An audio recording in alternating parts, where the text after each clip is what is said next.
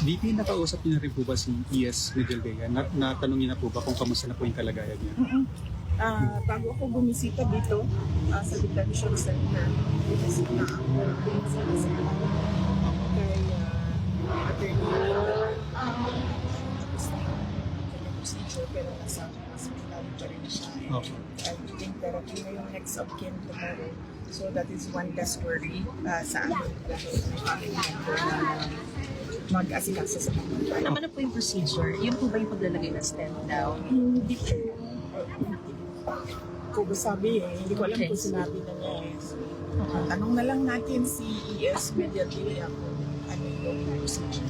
Ma'am, nakausap din po namin si Senator Robin kasi ang nabanggit po ni Senator ay may bilin daw po palagi si ES Medjaldea kasi kahit daw po nakakonfine na siya, kahit daw po nandun sa hospital, ang una pa rin daw po niyang inisip si dating Pangulong Duterte. So, nung nakita niyo po ba si ES Medjaldea, meron din po ba siyang sinabi sa inyo na bilin o meron po ba mga gustong ipagawa sa inyo si ES?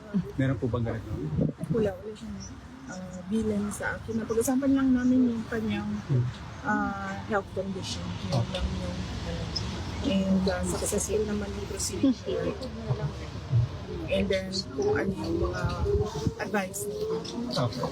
Ma'am, question din po sa Pilipinas naman, ma'am. Kasi meron po mga sorties ng PDP na meron daw po na-cancel. So meron po bang impact yung absence ninyo sa Pilipinas, ma'am, dun sa ongoing po na sorties ng PDP? PDP laban, sorry. Wala, kasi hindi naman ako member ng PDP. No? So, hindi ko alam yung schedule nila. So, hindi yung absence ko yung dahilan ng mga cancellations nila. Hindi ko rin alam kung bakit may cancellations. Important to nagkisig din po ba sa kanya na malapit na yung birthday niya? Kung meron din po ba siyang birthday wish na nais parating po sa mga taga-support po? Hindi ko pa siya natanong kasi magkikita pa rin naman na kami bukas next week no, bago mag-birthday. Pero hinulog ko na yung birthday card ko just to make sure na make sure na makaabot siya before March 28 or March 27. Tatanong ko siya kung ano yung mga thoughts niya about his birthday. Tsaka po, BP, kasi di ba first week po since ng pre-trial hearing po ni last week, di ba? So, nabanggit po ba rin niya yun sa inyo na parang ano ang kanyang mood or feeling? Kasi since 1 week since nang magpakita po siya via Zoom, live stream dun sa court. Wala naman. Kanina lang sinasabihan siya ng doktor na kung pwede ay maglakad siya more. And then, sabi ko sa kanya na baka pwede na siyang mag-request na maglakad sa labas. Yung allowed sa kanila na maglakad sa labas. Sabi naman yung doktor na pwede na siya mag-request ng ganun siya security. And then, sinabihan namin siya, niremind namin siya na kung pwede, mag-start na siya ng exercise niya. VP, may reaction ba si former President sa overwhelming support ng mga Pilipino all over the world sa nangyari sa kanya? Sinabi lang niya that the country will get worse and worse, sabi niya. Dahil clearly daw, fractured yung governance sa ating bansa and disgruntled yung mga tao. So, that's what he said. Worse and worse and fractured governance and disgruntled. Pero yung sinabi niyo po, VP, na kahapon na mag-uusap po kayo ng mga Dabawenyo para mag-plan kung ano po yung gagawin para mapauwi na si Presidente. Kailan po yung mangyayari? Pag nandun na po ba kayo? Or meron na kayong mga initial talks right now while you're still here para maplano na po?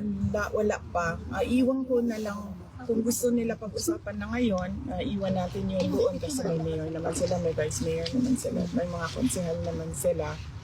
Hindi ko pa matutukan yan ngayon kasi kailangan ko lang buuhin at tapusin itong sistema dito sa The Hague.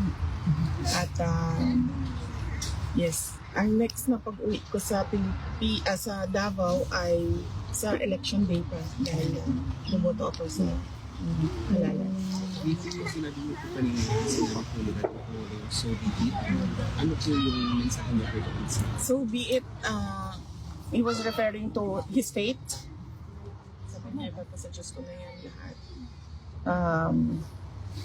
Ano ba sinabi niya? Ipapasuggest ko na yan sa lahat. Kung anong mangyari sa buhay ko. So be it.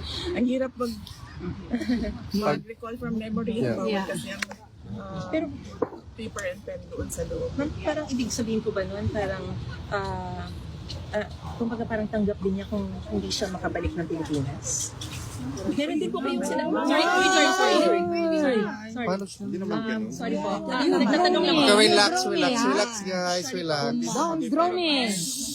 Relax. Sinabi na sa Senado po na Enjoy lang tayo. Hindi Relax na muna. mababalik sila sa Pilipinas.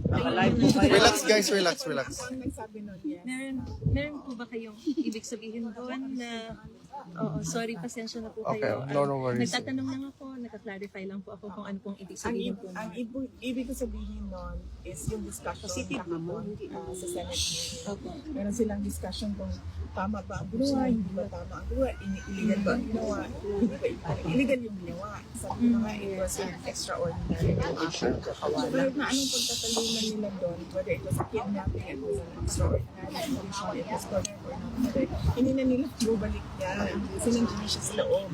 Hindi nila yan. And the only way na makalabas siya is through the system inside the ICC.